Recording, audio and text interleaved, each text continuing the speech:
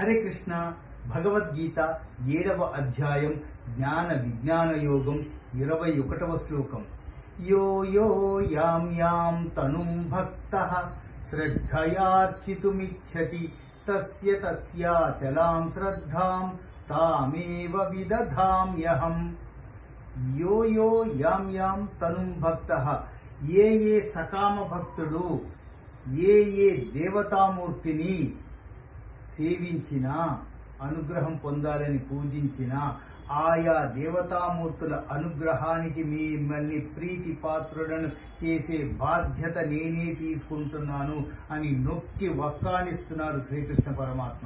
ఇంతకు మించి ఇంకేం కావాలి చెప్పండి? మీరు ఏ దేవతామూర్తినైనా కొలవండి, ఏ దేవుణ్ణైనా కొలవండి, వారికి ఏ పేరైనా పెట్టండి, అన్నిట్లోనూ నేనే అయి వచ్చి మీకు కావాల్సింది తీర్చుతాను అని కుండ బద్దలు కొట్టి ఘంటాపదంగా చెప్తున్నారు శ్రీకృష్ణ పరమాత్మ. దీనికి ఒక ఎగ్జాంపుల్ చేద్దామా? నదులు ఎన్ని ఉన్నా, ప్రవాహం ఎలా ఉన్నా, మనకి దాహార్తిని తీర్చిన తర్వాత నదులన్నీ మళ్ళీ సముద్రంలో కలుస్తాయండి. ఒక చోట త్రివేణి సంగమం ఉంటుంది, ఒక చోట అన్నా చెల్లెల గట్టు అంటాం. సముద్రము గోదావరి ఒకే చోట ఉంటుందండి.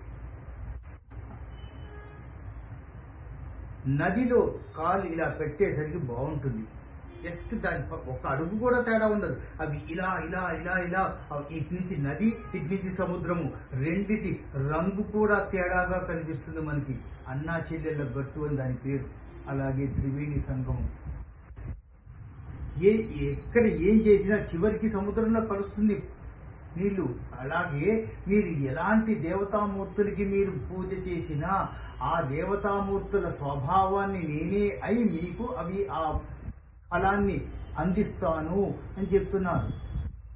అలాగే ప్రస్తుత ప్రపంచంలో మీరు చేయాల్సిన ధర్మాన్ని నిష్కామకర్షగా, నిస్సందేహంగా దాని మీద ఫుల్ కాన్సన్ట్రేషన్ తో పెట్టి, ఎలాంటి అనుమానాలకి తావు ఇవ్వకుండా 100% కాన్సన్ట్రేషన్ తో ఒక షెడ్యూల్ పెట్టుకొని, ఒక టార్గెట్ పెట్టుకొని మీరు ముందుకు సాగారు అంటే అది ఖచ్చితంగా మీరు సక్సెస్ అయ్యి తీరుతారు అనేది దీని భావార్థం.